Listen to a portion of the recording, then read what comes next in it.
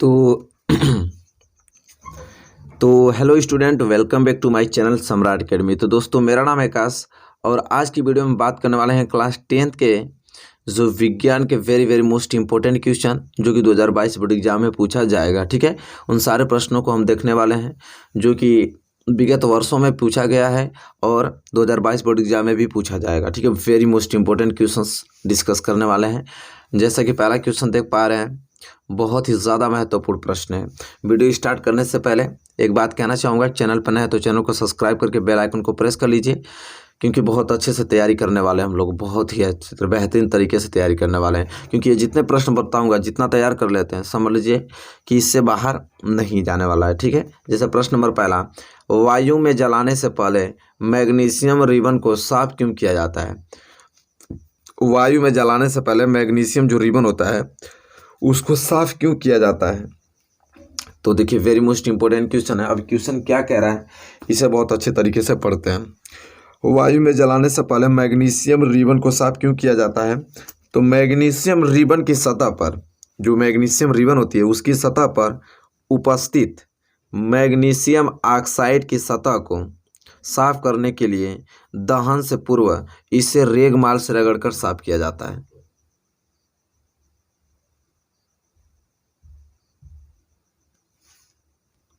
ठीक है, मतलब इसका कहने का मतलब है कि जो मैग्नीशियम रिबन की सतह होती है ना, उस पर उपस्थित मैग्नीशियम ऑक्साइड की परत जम जाती है। ठीक है, जैसे मैग्नीशियम रिबन है, इसको जलाना है तो जलाने से पहले इसलिए इसे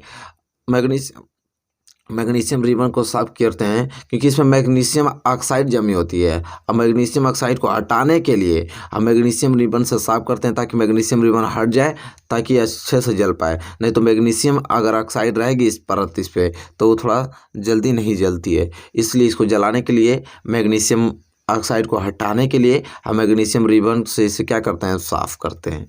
यह कंडीशंस कह रहा है। ठीक है, आई होप आपको समझ में आ गया होगा कि हाँ मैटर क्या है यहाँ पे।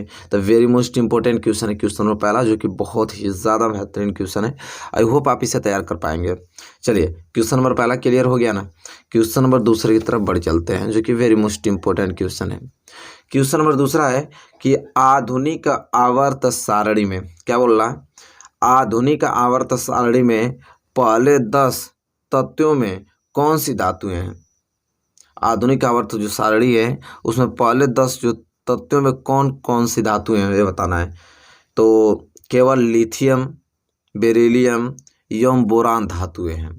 आधुनिक आवर्त सारणी में जो पहले 10 तत्वों में कौन सी धातुएं हैं? तो मात्र तीनों धातुएं हैं, केवल लिथियम, बेरिलियम एवं बोरान धातुएं हैं। ठीक है, चलिए, ये क्वेश्चन नंबर दूसरा है, क्लियर हो गया होगा आप लोगों को। क्वेश्चन नंबर तीसरा, जो कि वेरी मोस्ट इंपॉर्टेंट क्वेश्चन है, कह रहा है कि संसाधनों, क्या कह रहा है, संसाधनों के दान के लिए कम अवधि के उद्देश्य के परियोजना के क्या लाभ हो सकते हैं? संसाधनों के दान के लिए कम अवधि के उद्देश्य के परियोजना के क्या लाभ हो सकते हैं? तो आइए देख लेते हैं कि इससे क्या है उत्तर, कि इससे यह लाभ हो सकता है कि बिना किसी उत्तरदायित्व के अधिक से अधिक मुनाफा प्राप्त किया जा सकता है। इससे कौन सा लाभ होगा? बिना किसी उत्तरदायित्व के अधिक से अधिक क्या होगा, मुनाफा प्राप्त किया जा सकता है। इसलिए संसाधनों के दान के लिए कम अवधि के उद्देश्य के परियोजना से क्या लाभ हो सकते हैं? तो यह लाभ हो सकता है कि बिना किसी उत्तरदायित्व के अधिक से अधिक मुनाफा प्राप्त किया जा सकता है। ठीक है, यह प्रश्न नंबर तीसरा, ये पर्यावरण का प्रश्न। ठीक है, पर्यावरण भी पूछा जाता है। ठीक है, विज्ञान में पर्यावरण है तो पर्यावरण का प्रश्न जो कि वेरी मोस्ट इंपॉर्टेंट क्वेश्चन है। चलिए, आई होप आपको क्लियर हो गया होगा प्रश्न नंबर तीसरा। अब प्रश्न नंबर चौथे की बात करेंगे। प्रश्न नंबर चौथा यहाँ पे है, जो कि वेरी मोस्ट इंपॉर्टेंट है। कह रहा है कि महासागरों से प्राप्त हो सकने वाली ऊर्जाओं की क्या सीमाएं हैं? महासागरों से प्राप्त हो सकने वाली ऊर्जाओं की क्या सीमाएं हैं? तो देखिए उत्तर क्या लिखेंगे कि यद्यपि, क्या है, यद्यपि महासागर ऊर्जा के बड़े स्रोत हैं, यद्यपि महासागर ऊर्जा के बड़े स्रोत हैं, परंतु औद्योगिक स्तर पर इनका दहन क्या है, कठिन है। ठीक है। महासागरों से प्राप्त हो सकने वाले ऊर्जा का क्या सीमा है? तो यद्यपि महासागर ऊर्जा के बड़े स्रोत हैं, परंतु औद्योगिक स्तर पर इनका दोहन क्या है? कठिन है। ठीक है, यह प्रश्न है प्रश्न नंबर 4 जो कि वेरी मोस्ट इंपोर्टेंट प्रश्न है। चलिए प्रश्न नंबर 5 तो और ज़्यादा महत्वपूर्ण प्रश्न है कि लोहे की वस्तुओं को हम पेंट क्यों करते हैं? देखिए वेरी वेरी मोस्ट इंपोर्टेंट है, लोहे की वस्तुओं को हम पेंट क्यों करते हैं? तो देखिए उत्तर क्या लिखेंगे आप लोग कि लोहे की वस्तुओं को पेंट करने से उसकी अभिक्रिया वायु में उपस्थित नमी और ऑक्सीजन से नहीं हो सकती है। देखिए जो लोहे की वस्तुओं को हम पेंट इसलिए कर देते हैं कि लोहे की वस्तु अगर मैं पेंट कर देता हूँ तो लोहे की वस्तु को अगर मैं पेंट कर दिया ना तो इसकी अभिक्रिया हम वायु से नहीं कर सकती है। ठीक है, अगर पेंट कर दूंगा तो उसकी अभिक्रिया वायु में जो उपस्थित नमी और ऑक्सीजन होती है ना उससे अभिक्रिया नहीं हो पाएगी, जिससे लोहा एकदम सुरक्षित बचा रहेगा। ये मतलब है क्वेश्चन नंबर 5। इसलिए हम किसी भी वस्तु को, किसी भी लोहे की वस्तु को हम पेंट कर देते हैं, ठीक है, ताकि उसमें मूर्छा ना लगे। तो चलिए क्वेश्चन नंबर 5 आई होप आपको अच्छे तरीके से क्लियर हो गया। वेरी मोस्ट इंपोर्टेंट क्वेश्चन तैयार करके ही जाना है आपको, ठीक है, समझ में आ रहा है आपको। चलिए प्रश्न नंबर 6। प्रश्न नंबर 6 कह रहा है कि पाचन एंजाइमों का क्या कार्य है? पाचन एंजाइमों का क्या कार्य है? तो देखिए उत्तर क्या लिखेंगे कि पाचन एंजाइम प्रोटीन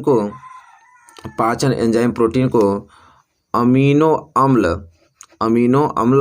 कार्बोहाइड्रेट को ग्लूकोज तथा वसा को वसीय अम्ल एवं ग्लिसरॉल में परिवर्तित कर देता है। जो पाचन एंजाइम होता है ना उसका क्या कार्य होता है? पाचन एंजाइम क्या करता है कि पाचन एंजाइम प्रोटीन को क्या करता है? अमीनो अम्ल में, कार्बोहाइड्रेट को किस में? ग्लूकोज में, तथा वसा को किस में? वसीय अम्ल एवं ग्लिसरॉल में क्या कर देता है? परिवर्तित कर देता है। कौन? पाचन में जो एंजाइम होता है वह यह काम करता है। ठीक है, तो पाचन में एंजाइम यह काम करता है। होप आपको क्लियर हो गया होगा, कोई रट्टा मारने की जरूरत नहीं है। पाचन में जो एंजाइम होता है वो प्रोटीन को अमीनो अम्ल में बदल देता है, ठीक है, कार्बोहाइड्रेट को ग्लूकोज में बदल देता है तथा वसा को वसीय अम्ल एवं ग्लिसरॉल में परिवर्तित कर देता है। बस इतना ही पॉइंट आपको याद करके जाना है। चलिए क्वेश्चन नंबर 6 आई होप आपको अच्छे तरीके से क्लियर हो गया होगा। चलिए अब हम बढ़ेंगे अगले क्वेश्चन की, क्वेश्चन नंबर 7 की तरफ। और क्वेश्चन नंबर 7 है जो कि वेरी वेरी मोस्ट इंपोर्टेंट है कि एक ग्लूकोज अणु क्या है? एक ग्लूकोज अणु के पूर्ण ऑक्सीकरण से एटीपी के कितने अणु प्राप्त होते हैं? एक ग्लूकोज अणु के अगर वो पूर्ण रूप से ऑक्सीकरण से कितने एटीपी अणु प्राप्त होंगे, ये पूछ रहा है। तो आप उत्तर क्या लिखेंगे कि एक अणु ग्लूकोज जो 6,6H12O6 होता है इसका फार्मूला, एक अणु ग्लूकोज के पूर्ण ऑक्सीकरण से कुल कितने 38 एटीपी अणु बनते हैं। कुल कितने? तो टोटल 38 एटीपी अणु बनते हैं। ये क्वेश्चन नंबर 7 जो कि वेरी मोस्ट इंपोर्टेंट प्रश्न है, ठीक है। चलिए क्वेश्चन नंबर 8 की बात कर लेते हैं। क्वेश्चन नंबर 8 है निकट दृष्टि दोष निवारण हेतु किस प्रकार के लेंस का प्रयोग किया जाता है? निकट दृष्टि दोष निवारण हेतु किस प्रकार के लेंस का प्रयोग किया जाता है? तो उचित फोकस दूरी के अवतल लेंस, किनके? अवतल लेंस का प्रयोग किया जाता है। अगर आपकी आंखों में निकट दृष्टि दोष है तो उसको निवारण करने के लिए किस लेंस का प्रयोग करेंगे? अवतल लेंस। अगर दूर दृष्टि दोष रहता तो क्या? उत्तल लेंस का प्रयोग करते हैं। जो वेरी मोस्ट इंपोर्टेंट यह प्रश्न है। एक प्रश्न यहाँ से तो बनना ही बनना है, निश्चित तय है, ठीक है। तो यह प्रश्न है क्वेश्चन नंबर 9। आई होप आपको क्लियर हो गया होगा। अब हम बढ़ेंगे अगले क्वेश्चन की ओर, क्वेश्चन नंबर 10 की तरफ। क्वेश्चन नंबर 10 की तरफ बढ़ेंगे। जैसा कि देख पा रहे हैं, लिखा है आधुनिक आवर्त नियम लिखिए। आधुनिक आवर्त नियम लिखिए। अब आधुनिक आवर्त नियम क्या होता है तो ये जान लेते हैं। तो आधुनिक आवर्त नियम उत्तर में लिखेंगे कि आधुनिक आवर्त नियम के अनुसार तत्वों के भौतिक तथा रासायनिक गुण, आधुनिक आवर्त नियम के अनुसार तत्वों के भौतिक तथा रासायनिक गुण उनके परमाणु क्रमांकों के आवर्ती फलन होते हैं। आधुनिक आवर्त का नियम पूछा है, तो आधुनिक आवर्त नियम क्या होता है? आधुनिक आवर्त नियम के अनुसार तत्वों के भौतिक तथा रासायनिक गुण, तत्वों के क्या भौतिक तथा रासायनिक गुण, उनके परमाणु क्रमांकों के क्या होते हैं? आवर्ती फलन होते हैं। इसी को हम बोलते हैं आधुनिक आवर्त नियम। ठीक है, तो प्रश्न नंबर 9 जो कि वेरी वेरी मोस्ट इंपोर्टेंट प्रश्न है, तो मेरे प्यारे विद्यार्थियों जरूर से आपको तैयार करके जाना है प्रश्न नंबर 9। ठीक है, चलिए प्रश्न नंबर 10 देखिए जो कि वेरी मोस्ट इंपोर्टेंट है। कह रहा है कि परिवार नियोजना, परिवार नियोजना से आप क्या समझते हैं? परिवार नियोजन किसे कहते हैं? परिवार, ठीक है, वेरी मोस्ट इंपोर्टेंट टॉपिक है। तो परिवार नियोजन किसे कहते हैं, आइए जान लेते हैं। तो देखिए लिखा है कि परिवार कल्याण हेतु, परिवार कल्याण हेतु बच्चों की संख्या सीमित कर, बच्चों की संख्या सीमित कर परिवार को नियोजित करने की प्रक्रिया को परिवार नियोजन कहते हैं। बच्चों की संख्या को सीमित कर, जैसे आपके फैमिली में आपके बच्चे, उनकी संख्या आपको क्या होनी चाहिए? सीमित होनी चाहिए। मतलब 1-2 बच्चे अगर रहेंगे तो आपका परिवार बहुत अच्छे से आप इसको हैंडल कर पाएंगे। 3-4 बच्चे हो जाएंगे तो आपको बहुत ज़्यादा तकलीफ होगा पाई, आप सुविधा नहीं दे पाएंगे सारे बच्चों को। तो इसलिए कह रहा है परिवार नियोजन उसे कहते हैं कि बच्चों की संख्या सीमित कर परिवार को क्या करना? नियोजित करने की प्रक्रिया ही परिवार नियोजन कहलाती है। यदि परिवार में बच्चों की संख्या सीमित होगी, सीमित मतलब कम होगी, तो वह परिवार सुखी जीवन तथा अच्छा रहन सहन रख सकेगा। अगर आपके परिवार में बच्चों की संख्या सीमित है तो आप अपने परिवार को सुखी जीवन और अच्छा रहन सहन रख सकेंगे। ठीक है, ये कह रहा है परिवार नियोजन इसे कहते हैं। आई होप आपको क्लियर हो गया होगा प्रश्न नंबर 10। चलिए प्रश्न नंबर 11 की तरफ बढ़ चलते हैं। प्रश्न नंबर 11 है कि विद्युत क्या है? विद्युत ऊर्जा से आप क्या समझते हैं? वेरी मोस्ट इंपोर्टेंट क्वेश्चन है। विद्युत ऊर्जा से आप क्या समझते हैं?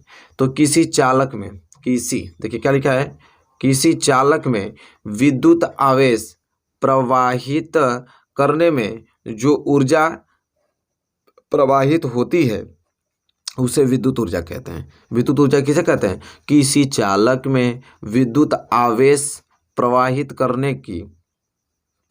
करने में जो ऊर्जा प्रवाहित होती है, जो ऊर्जा खर्च होती है, उसी को हम क्या कहते हैं? विद्युत ऊर्जा कहते हैं।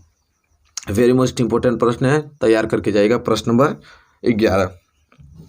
प्रश्न नंबर 12 देखिए, प्रश्न नंबर 12 है वन संरक्षण हेतु, वन संरक्षण हेतु सबसे उपयोगी विधि क्या हो सकती है? वन को संरक्षण करने के लिए सबसे उपयोगी विधि क्या हो सकती है? तो उत्तर क्या लिखेंगे आप? देखें यहाँ पे कि स्थानीय नागरिकों को वन संरक्षण का प्रबंधन दिया जाना चाहिए, क्योंकि यह वन का संपोषित तरीके से उपयोग करते हैं। ठीक है, वन संरक्षण तो सबसे उपयोगी विधि क्या है? तो स्थानीय नागरिकों को वन संरक्षण का प्रबंधन दिया जाना चाहिए, क्योंकि यह वन का संपोषित तरीके से क्या किया जाता है? उपयोग करते हैं। ठीक है, तो ये प्रश्न नंबर 12 है। तो मेरे प्यारे विद्यार्थियों, इस वीडियो में हमने टोटल 12 क्वेश्चन डिस्कस किया जो कि very very most important question है। वीडियो पसंद आए तो प्लीज़ लाइक कीजिए, चैनल पर नए हैं तो चैनल को सब्सक्राइब करके बेल आइकन को प्रेस कर लीजिएगा। जितने प्रश्न मैं बताया हूँ सारे प्रश्नों को नोट कर अच्छे से लर्न करके ही आप एग्जाम में पहुँचिएगा। चलिए मिलेंगे आपसे नेक्स्ट वीडियो में, तब तक के लिए धन्यवाद।